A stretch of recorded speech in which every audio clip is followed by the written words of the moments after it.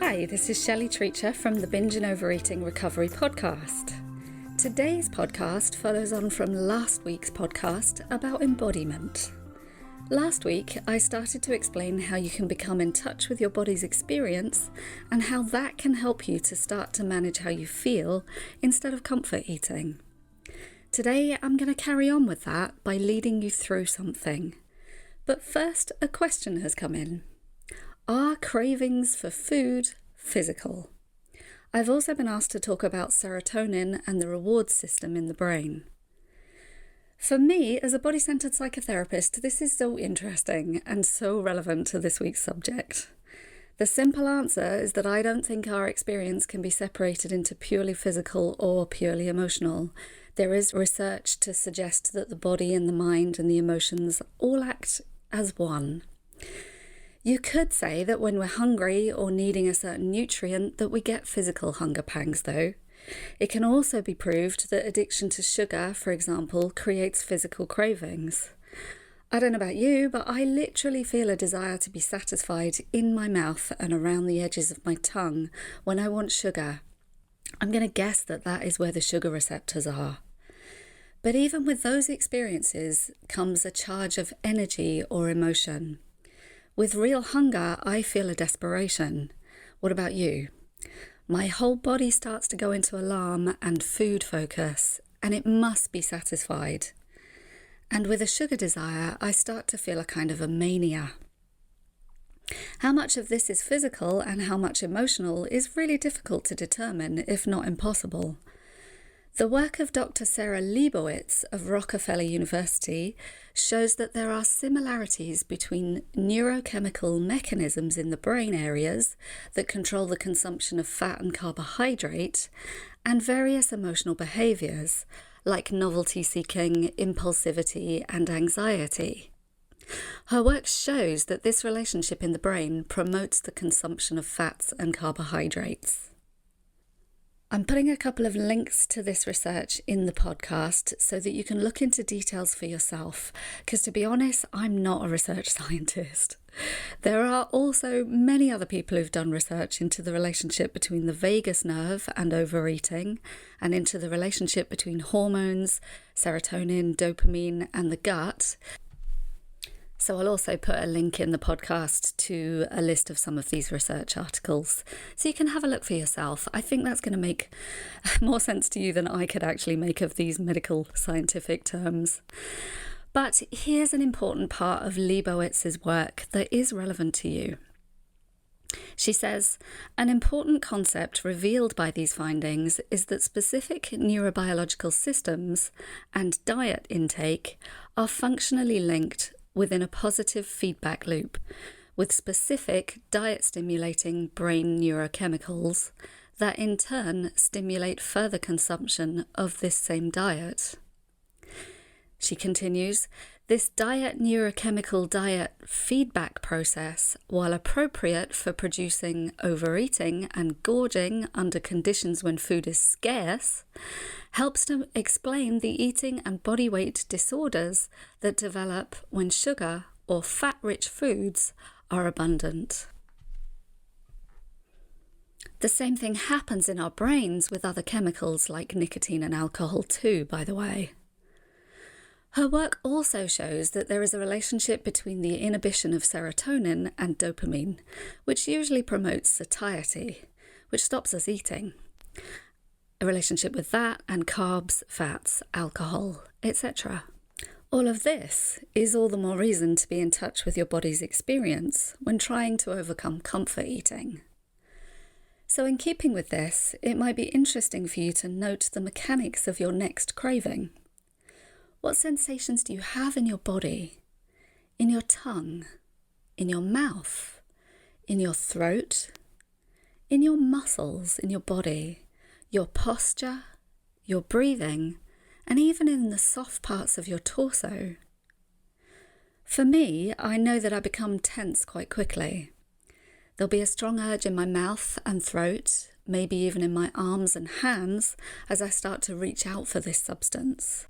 I might become tense and speed up to find this substance and stuff it in my mouth as quickly as possible, as if it's before I even notice it, before I can back out, like someone is watching me but has turned their back for a second. But that person is me, or you. The way the awareness of this actually works for me is the minuteness of the detail. So every second that I crave junk food or sugar or something that is in my mouth and in my throat and in my whole body, and this happens in a split second, I'm on the way to the cupboard, but I'm being aware of exactly what's going on in my body. And there's been very many times when I've thought, oh, actually, I'm just responding to addiction or to something that I'm feeling. And so I have been able to stop myself in that process by slowing it down. And that's kind of the point of all of this. But now let's talk about becoming more at home in your body. As promised, I'm going to lead you through an embodiment experience. But please be aware that this podcast does go a little bit deeper than my previous podcasts. Today, we start to get into how to cope with emotion by allowing and exploring it. So please also be aware that some of today's podcast might touch you more deeply. For some, it will be a relief to finally start opening this up with curiosity and with understanding. But for some, it might be upsetting, as it might start to touch in on the deeper hurts and developmental pain. I will talk more about that, the childhood wounds and developmental trauma, another time, but for today, I urge you to use the self-regulation tools that I've been teaching you and to listen to this when you're ready to go a bit deeper into understanding the emotion behind comfort eating. So now I'm going to lead you through an example. So get yourself as comfortable as possible and close your eyes if you're willing, or just make sure that you're not staring at a computer screen. And just start to sense into your breathing. Notice the fact that you're breathing. And then call to mind whatever comes to mind when I say, think of somebody or some place that you feel safe. Just sense into what that feels like. Notice any details. You might see the colours of the walls. You might see what that person is wearing. But notice their face. And notice more how you feel. How do you feel in the presence of that person who makes you feel safe? Or that place that you feel safe? What kind of experience do you have in your body? This doesn't have to be massively profound at this point. You might find it profound. You might go deep really quickly. But just that sense of safety, that smile inside, that ease and that comfort. And maybe come up with a word or a phrase or an image to anchor you into this place. And notice, if you can, what sensations in your body are telling you that you feel safe. Is it just a sense of calm in your whole body? Or is there a particular place that just relaxed in thinking about feeling safe? So allow yourself to take a deep breath. We're going to shift into something else.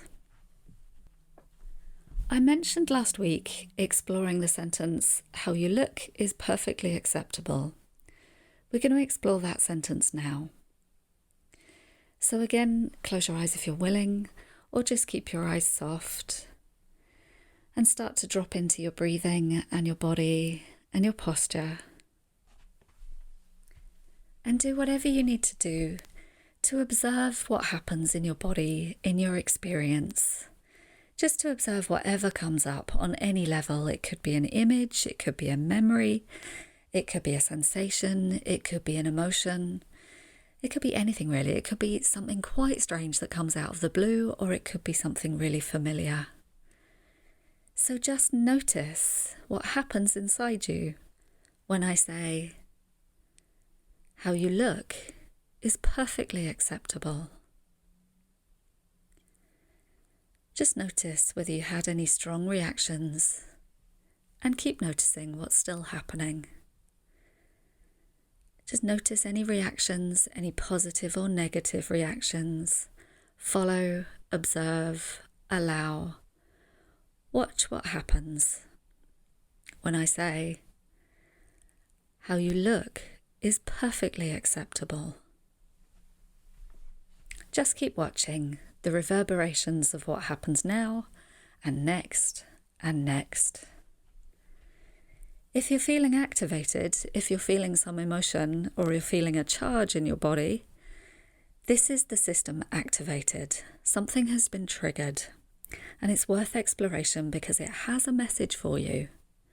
It's your system feeling a little bit of a threat, or maybe even a huge threat. So now let's go back to resourcing.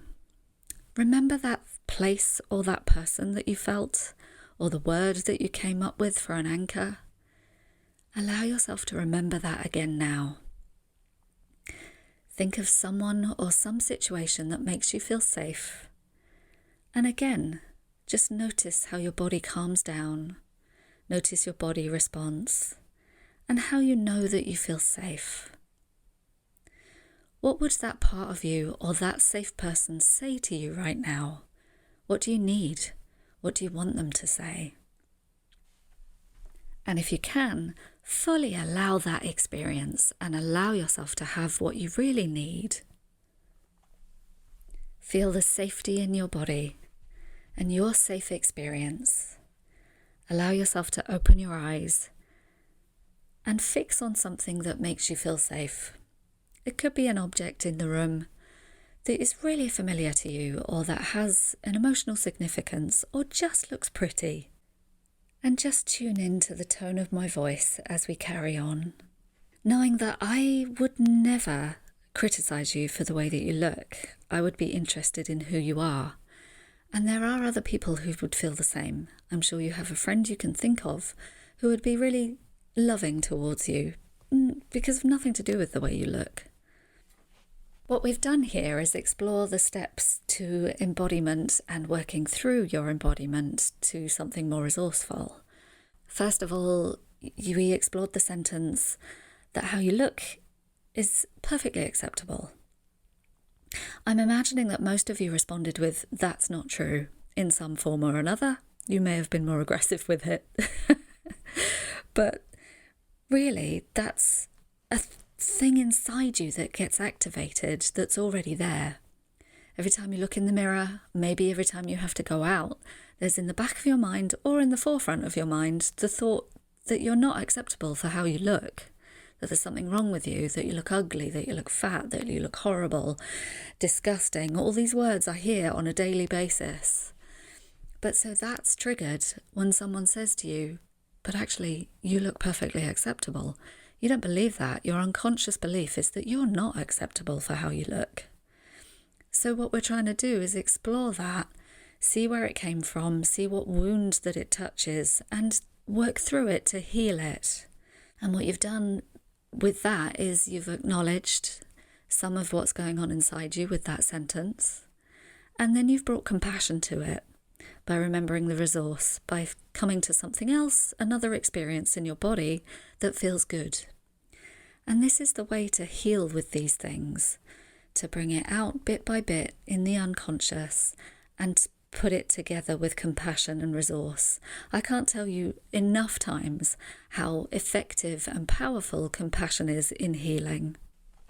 If you're feeling energized or activated after doing all of this, I'd suggest that you do step 4. Go and do something with that energy. Read, research, listen, write, or go out and do something to contribute to whatever cause you believe in, accepting who and how you really are. You might not feel stimulated at all after these exercises. In fact, you might feel the absolute opposite. You might find you want to switch off, become numb, or even sleepy. Often the first thing my clients experience when they become embodied, or when they start to become embodied, is exactly how tired they really are. So don't be surprised if you need to rest. Another response that's quite common is feeling frozen. There is often a feeling of not knowing how to do this and panic. This taps into a fear of getting things wrong, which is a much deeper script that you might have running. I've done a podcast before on looking after other people's needs and being the person who is always looking after someone else rather than looking after yourself. That's relative to this response. So if you're feeling frozen, you might want to listen to that podcast next. There'll be a link to it in this podcast. But if you need to rest, rest. If you feel anxiety, take that as valuable information and use some of the other techniques I've talked about in previous podcasts to be kind to yourself. As I said last week, what I'm talking about here is starting to see yourself and your defences as something to explore and be curious about, rather than to suppress or to fix. The point of becoming more embodied is to notice how and when we cheat ourselves of being engaged and kind to ourselves. Areas of our body and brain work together to decide how to respond to any situation. Most of this happens unconsciously, especially with comfort eating. One reason I value embodiment so highly is that getting to know your system from the inside will give you some conscious control over that. As I said last week, it's not a simple quick fix process to overcome the habit of comfort eating.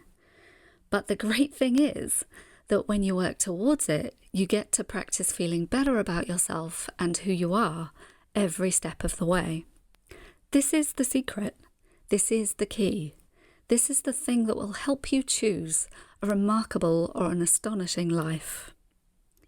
So that's it for today. Thank you so much for listening. Embodiment, as you can probably tell, is a subject very close to my heart. If you want more help with it, please join my support group coming out very soon. Next week, I'm going to be recapping on a lot of the things that I've said so far in this whole podcast.